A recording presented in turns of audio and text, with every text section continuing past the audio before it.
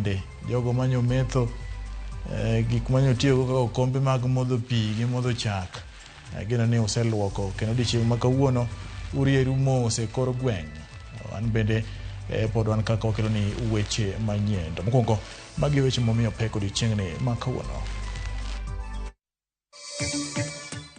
Duol mochung'ne obila pacho ka National Police Service okwedo weche maliekore ni obila ema osebedo ka ndhiyo jo Kenya. Sijui wamekufa, wako hai, sijajua. Chenro mar reso ji pod dhi nyime boma mar Rongo bang' ot mar orofa 4 lwar odiochieng' manyoro. Thuolo no ne nitie welo mane biro. Seche mane welo gibiro ne gikelo income. Jwang' mane ojwango kar neno winy mar Akewa boma ma Oyugis kaachiel gi pek ma ikelo gi lokruok futo mar yamo odaro winy kendo duoko chien yuto mar jogweng'.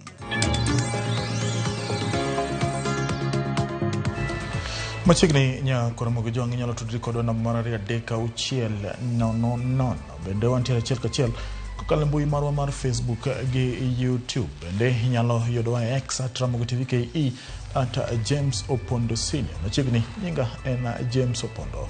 Duol mochung'ne obila e pacho ka National Police Service okwedo weche maliekore ni obila ema osebedo ka ndhiyo jo Kenya e oboke margi magioro ne ute fwambo kinyi ma kawuono.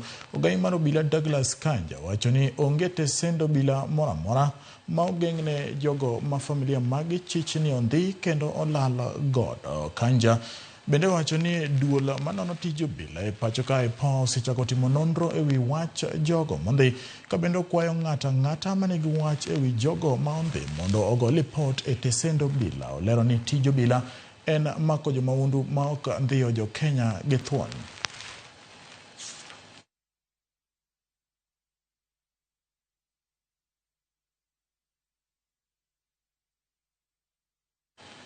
Riwruoge makedo ne ratich oganda kadho nam chumbi koro dwani ogai mar obila Douglas Kanja mondo mi ogwe tao ka gituoni kedo gi wach jogo mateko ji e pacho ka otame kane giloso likoni Mombasa. Riwruogego bende okwedo dhok ma obila osebedo ka tiyo godo ka giramo ni chalni nitiere kweth ma yiedhi mar obila ma tijgi en mana lal gi jopiny magi ne giwacho e sechegi ma masiche mag jogo ma olalgo apoya pod dhi nyime. Currently, the police making a statement and using malicious words shows that they are threatening Kenyans. We had the president saying last week that parents should protect their children and teach their children on how to talk. Then immediately over 7 people have already disappeared in less than 7 days. This shows that we don't have a state.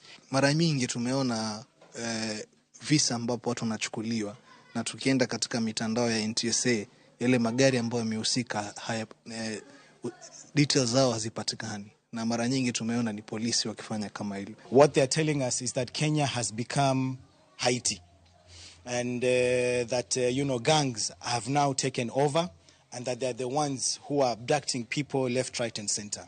So with this admission we expect nothing short of the IG's resignation, because he has clearly showed Kenyans that he is not in charge, that the abductions that are happening are not being done by the police, but more so that they are not doing anything or they cannot do anything to stop them.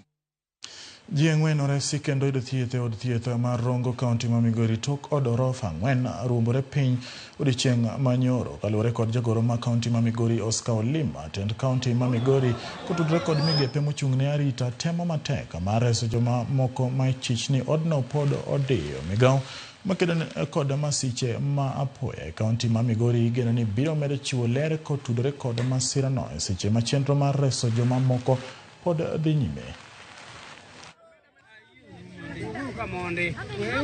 Hii anze kukilia tuone kama kuna mtu ambaye yako ndani, tuanze kama tutamuokoa tafadhali.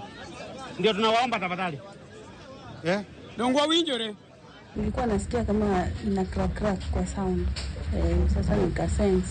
Ndio nikatoka nje hiyo gorofa nikatoka nini kwa barabara. Hatuwezi sema nini ilifanya hiyo nyumba ianguke chini, but wenye walikuwa hapo ndani tumepata habari eti soja ndiye alikuwa soja mmoja na amekimbizwa hospitali.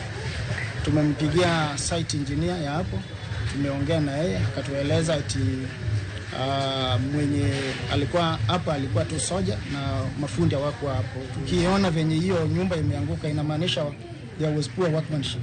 All our hospitals have been activated and are on standby to address any situation, medical situation that might arise. Nimejua kabisa hata wakati mali tunakalia wengine walichukuliwa kuja kufanya kazi. Sijui wamekufa, wako hai, sijajua. Hakuna upepo, hakuna nini. Nyumba imesink kutoka juu kuelekea chini. Sasa inaonekana wale ambao wako hapo ndani wamekufa. Jiraka makeragie bomachoge chache kaunti makisi nyeo hingo nyasi mar sikuku kod pith mar yien kaka okang' mar kedo kod midhiero mar kethruok mar alwora. Director mar Okal Care Maureen Okal nowacho ni ne gikawo chenro makamano miluongo ni Smile na Toto mondo gipuonj nyithindo ber mar rito alwora kaka kido maber kata e kinde nyasi mag sikuku. Jalup ruoth ma Keragie Timothy Onsongo opuoyo chenro makamano ka wacho ni siro lwedo chenro mar jatend piny William Ruto mar medo kwan mag yien pacho kaka okang' mar kedo kod midhiero mar alwora. Kipidho yien, ber mar yien en yien makonyowa mondo wayudo yien ma watedogo. Seche duto te waneno ka wantiere gi chandruok mar climate change. To ka wapuonjo nyithindwa to mano gima gidongo godo koro kata ka chieng' moro wabed ni wasebedo maonge piny ka to nyithindwa ong'eyo ni mae gima nyaka tim. Tumetoka kupanda miti hapa ndio ikuwe kiekezo vema kwa jamii na pia vile mwito wa rais vile alituagiza kuwa tuwe tumepanda miti takriban 15 billion ikifikia 2032 ambayo pia itakuwa na usaidizi mwingi kwa hii nchi yetu ya Kenya. Tumeweza kupanda mti kama njia moja ya kuhakikisha ya kwamba watoto wetu waone ya kwamba mti ni kitu kinasaidia sana kwa kutupea hewa, kwa kuweka kutuweza kuwa na afya njema na pia kuweza kuwa na mvua. Ka wadhi nyimere ni jodak e kar chung od bura ma Gatundu North e kaunti ma Kiambu koro oyudo fungruok bang' choko omenda kendo gero lalo gi wegi bang' jotelo remo winjo kwayo margi. Mae biro kaluwore ni kuom higni bura sani jodak mawuok e gwenge mag Mariaini, Mtara, Mchakai kaachiel gi Ngarariga osebedo ka ng'ado aora Nyakibai ka gitiyo gi osiki mochuogi. Mon gi chuo kod nyithindo nowuok oko ka romgi mar tieko midhiero ma gisekalo e kuom kinde malach. Gikwayo jotelo mane oyier mondo okaw ting' mar konyo oganda kendo giwek dino itgi kochopo kinde mag kwayo kony gi jopiny. Instead of me paying 50 shillings kwa bodaboda nafanyiwa nilipe 400 au more than, either kuletwa nyumbani ama kupelekewa chakula ya ng'ombe ama wakati mmoja wetu amekuwa mgonjwa. Abiria wa hii area wanakuwa na shida sana. Juu kutoka hapa kwenda Matara ni 300. Kutoka hapa kwenda Kakoe ni 300. Lakini hapa tutakuwa tunalipisha 100 kutoka Marieni kwenda hapa nyumbani. Hizi ahadi zao hazitimii. Hizi ahadi zao zimekuwa too much, zenye hazina matunda. Tungesema kama wangekuwa natimiza, in fact hata tungekuwa hapa. Tungekuwa tunafanya kazi nyingine.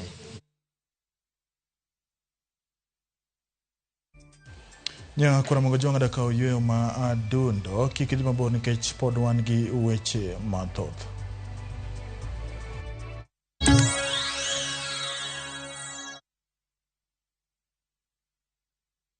Anza mwaka na View Travel. Join our exclusive Cape Town trip from 13th to 17th January 2025. Discover Table Mountain with a breathtaking cable car ride. Explore Bo Cap, Chapman's Peak and Seal Island. Experience the Marine Big Five in Hermanus, hike Lion's Head and enjoy tandem paragliding over the city. Enjoy this and more in 5 days starting from $1,580 per person sharing. Visit viewtravel.com or call and WhatsApp 0703-254-254. View Travel. Dream, explore, discover.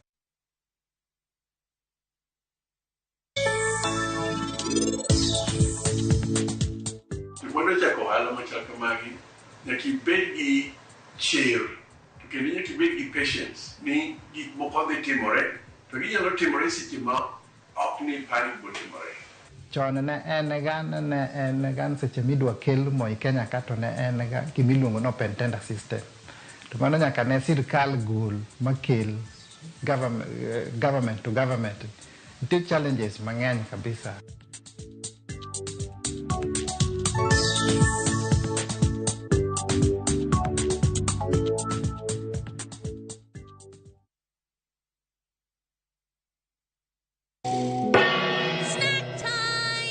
Brought the macaroni.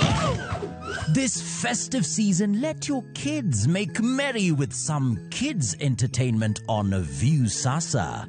And it's lots of fun. From hummingbird tales to the DIY episode in Bumblebees. I love my slime. And some farming lessons in Little Farmers. What's black pepper in Uganda? Kamulali or Mudagavu? What? To the action-packed Kong Kong land. Oh yes! Watch these plus many more kids' content only on Viusasa.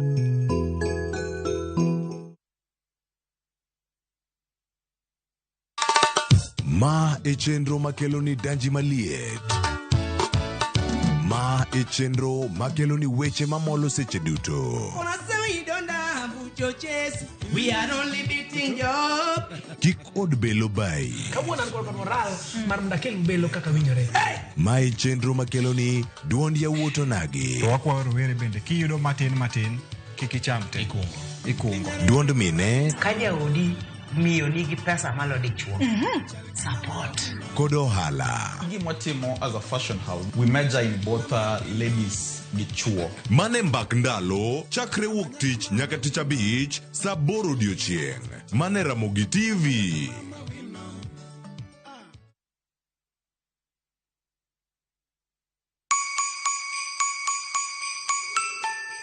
This Christmas, Mama Soko Basket is making your holiday shopping easy, healthy, and super affordable with fresh veggies you love. And the best part, you get to select the items that you want in your basket. Onions 1 kg at only 59 shillings, Skuma Wiki at just 20 shillings, spinach at just 20 shillings. But that's not all. There are other amazing baskets on offer this Christmas, like Mama Mpenzi basket for all your festive essentials, Sherehe basket to get the party started, daily basket for all your daily lunch offers.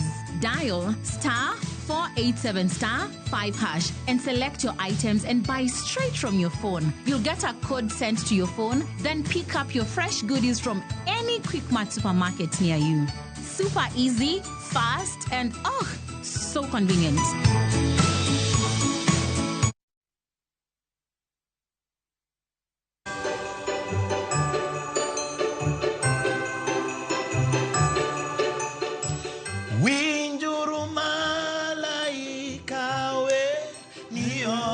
Señor Jawan, Kurodano no yungima, Nikech Onyuol Jawan.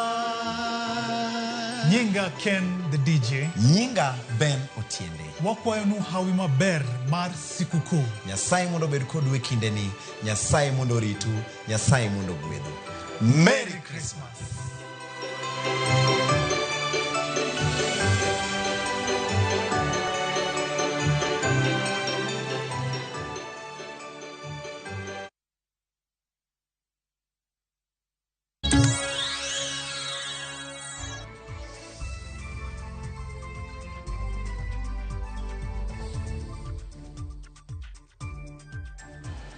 Machiegni kendo nya Kwaramogi. Gwenge mag Oyugis e kaunti ma Homa Bay higni mathoth mokalo ne ni kod kar neno winy achiel kende e piny Kenya mane nitie kod winy mag mbusi kata white pelican. Kata kamano ne odar kalure gi jwang' mane ojwango kar neno winy ka pek ma ikelo gi lokruok mar futo mar yamo bende ne omiyo winy odar. Jogweng' mar Kewa kama ne kar neno winyno ne nitiere ywak nyaka ne winygo dar nikech ber mane giyudo e kindego sani olal ka gin gi geno ni piny owacho biro timo duto mar neno ni alworano obedo makare mondo onywak winygo kendo.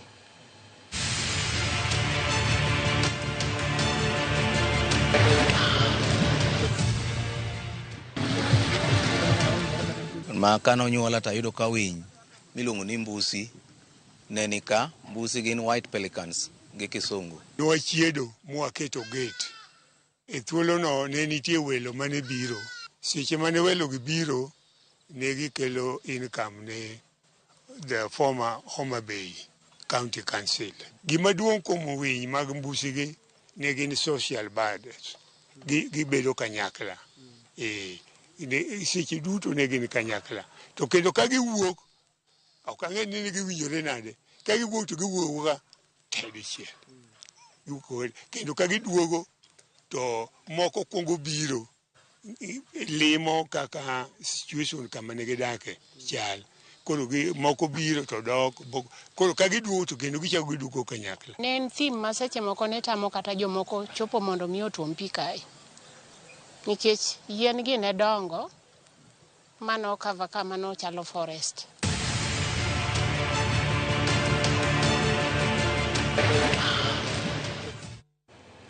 Tudruok e kind kanisa gi sirkal osebedo ka nyuolo paro mopogore opogore pacho ka kata obedo ni thoth kanise nosiro jatend piny Kenya William Ruto e manyo komno. Moko kuom jodolo osewuok mager ka kwedo piny owacho bang' rem chopo singo mane gimiyo oganda jo Kenya ma keto kanisa kama chal nade e dongruok e weche siasa. Watwak gi jadolo mar kanisa mar All Saints Cathedral Reverend Canon Evans Omolo e wi tudruok ma osebedo e kind kanisa gi piny owacho e higani.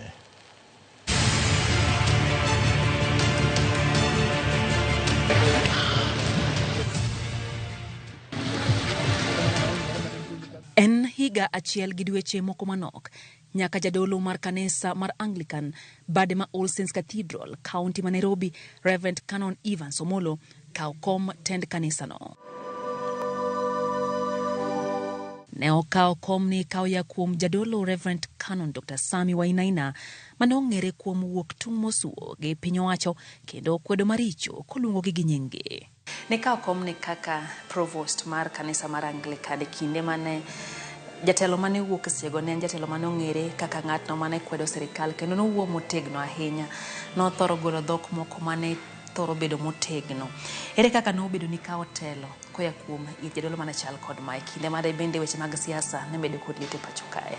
Gima na wacho ni ok abi pimora kod jatenda manowa to abro biro kod style na. Samoro nitie gik moko maber ma sirikal timo, samoro nitie gik moko ma ok kare ma sirikal timo. So sama wawuoyo kuom gik ma beyo ma sirikal timo, ng'eni jomoko nyalo paro ni ugo sirikal lwedo. Sama wawuoyo kuom gik ma ok kare ma sirikal timo, sirikal be neno ni jogi go ahinya. Omiyo wasetemo ni mondo waket balance moro. E kinde gi ma osebedo e komno, kanisa osebedo katuomore gi piny owacho e wi telo ma sirikal osebedo kanyiso. Kata obedo ni moko kuom jodolo go nosiro jatend piny e laro kom tend piny maketo kanisa kama chal nade. Abro wacho kik ipana luor mar wacho.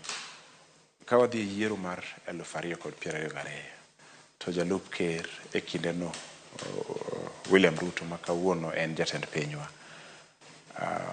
Odhi moungore gi kanisa gi CDN achiel mar kanisa ma jo Pentecosti. To odhi mako ng'eny gi kabisa ma giunge lwedo ma giwacho ni mae mwasiro, mae ng'at Nyasaye, Nyasaye wacho ni mae en. Ma kamoro amora modhiye to ochung'ie altar, to imiye thuolo, to kwayo kura, to chiwo pesni madongo dongo. Ka higni ariyo pok orumo, to waneno ka gik moko dhi molokore. Waneno ka joma chalo jadolo Teresia Wairimu gi jo Pentecosti moko odhi mokwede mowacho ni ma ok ng'at Nyasaye, ng'atni wuondowa, ng'atni olokore, walamo Nyasaye mondo ng'atni wuog oko mar State House. Ni kaka jodolo tich mwatiyo onego bed ni ibedo mochung' mothegore mathin kod ungo konchiel, siro konchiel ahinya.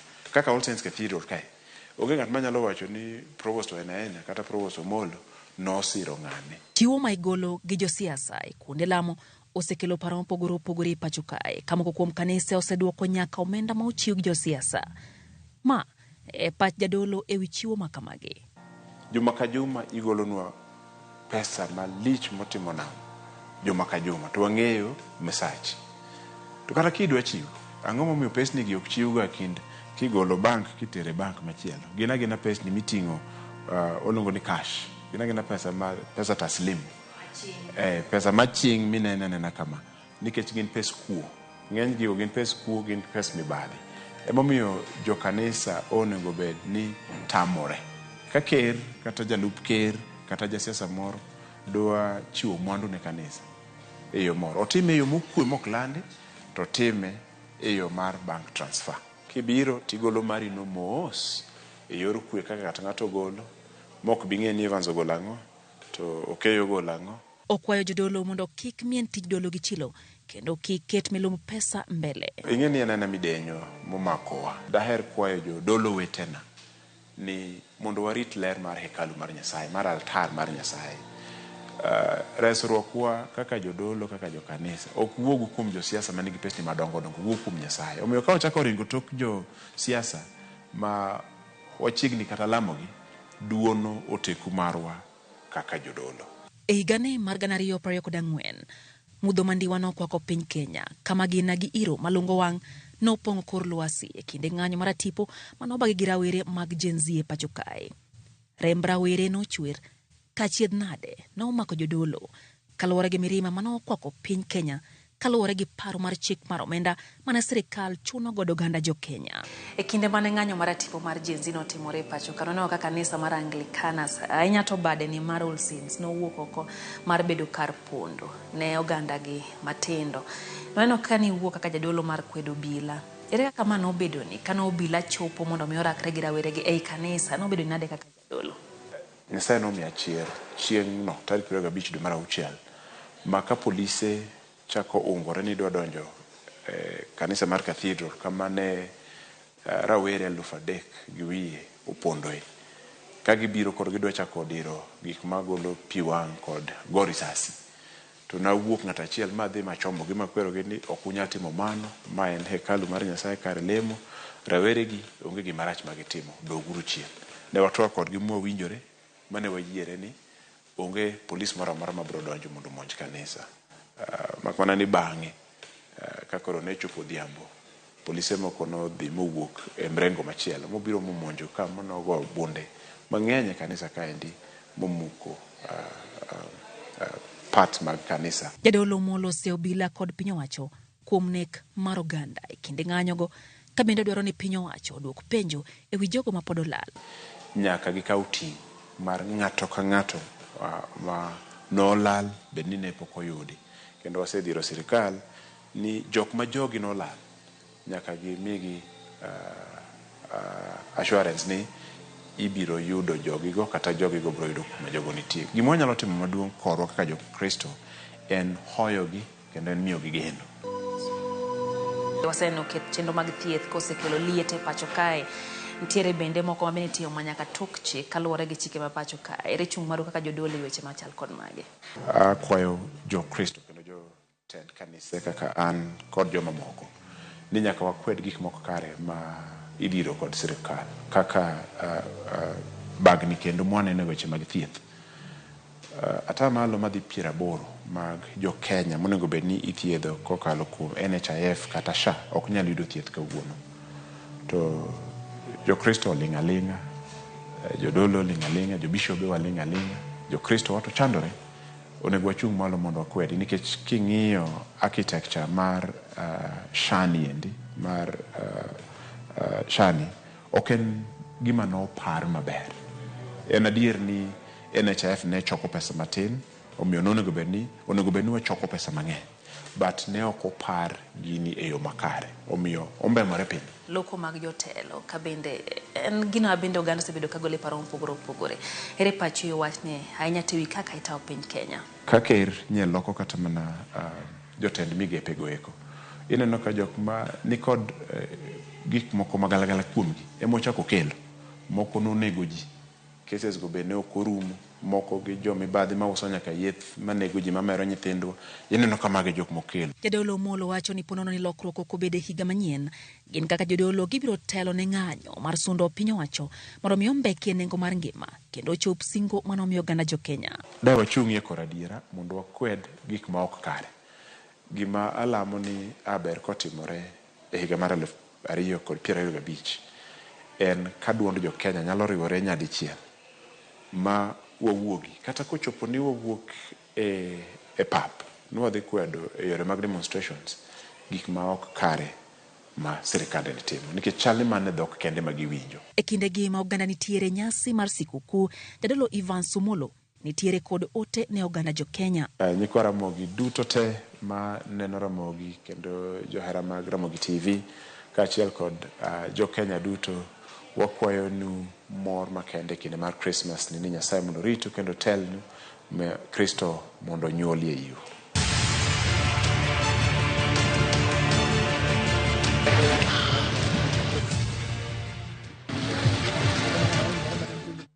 Machiegni kendo Nyakwa Ramogi kaka yo mar nywako lwedo rawere e chenro mar rito alwora kendo ketogi modich mondo kik gidonje timbe mag maundo e kinde mag sikukuu e gwenge ma Osonyiro. Narok North Group rawere mochung'ne choko taka owuok oko mar choko taka kendo neno ni kar rito le mag bunge ma Masai Mara bedo maler. Kaluwore kod jachak group ni Sabore Oleoyie wacho ni chenro ni biro ting'o malo ler mar aoche mantiere kuonde mani piny. Rito alwora gi wacho ni biro ting'o malo kwan jolimbe ma pacho ka kod mago mawuok e pinje maoko mathoth gichopo e gwengego mondo one le mag bunge e kindegi mag Christmas.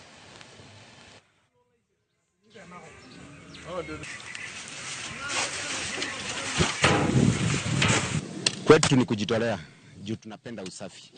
Kitu ya kwanza. Ya pili tuko na challenges wakati tunakota itakataka. Vitu zenye tunakuta kwa takataka trees inabidi hata kuna wakati Mr. Sambole alikuja ikabidi atunulie mask. Juu alikuta tulikuwa katika hali mbaya. Kuna barua zingine unakuta diapers, vitu zingine chafu chafu. Malaria hii imekuwa area hii kwa wingi kwa sababu ya uchafu ya Wasongiro. Tunataka kuambia kaunti ya Narok, sisi kama wakaaji wa Wasongiro muna collect revenue yetu kila Jumamosi, kila siku, license hivyo. Tunataka kusema ya kwamba tunahitaji hata sisi tuhudumiwa kama wananchi wa Narok. Hiyo uchafu ina hatari kwa watoto kama malaria, kipindupindu, hata wanawezaenda wakote vitu wakikula, unaona inaleta shida. So we decided to do this, and now we have an initiative that we are doing for 3 months to make sure that we clean this Wasonyiro Center. Hopefully this will open up the eyes of the county government or the eyes of the people who are involved in trash collection, because I believe this is what we need for now, to be able to empower this community and make it a Rawere kwa mondo owetio gi yedhe mamero ji ni mar mano nyalo rocho ngimagi. Kane wuoyo e boma ma Kisumu e kinde mane chulo Christmas ne oganda modak e kor boma ma Kisumu, jatend rowere Mike UDA Cedric Mike Otieno nokwayo dimbruok e kind rowere sama gitimo nyasi. Jatend rowere no bende nowacho ni sirikal nigi chenro mar konyo rawere yudo thuolo mag tije e higa mabiro. Vijana power! Nimefurahia sana kwa siku ya leo Christmas, na ningependa kuambia vijana hapo nje na wamama kwamba wasitumie miadarati vibaya, wawe waangalifu, tuvuke mwaka na amani. Serikali yetu ya Kenya Kwanza iko na mpango, na kuanzia next year ni mambo ya kuimplement. Sasa sahi tafadhali tukue na Christmas, tukue na familia yetu pamoja, kwa sababu tunaamini kwamba when we come together we be together. So mimi kama kiongozi ningependa pia kuambia kiongozi wengine hapo nje wafanye the same.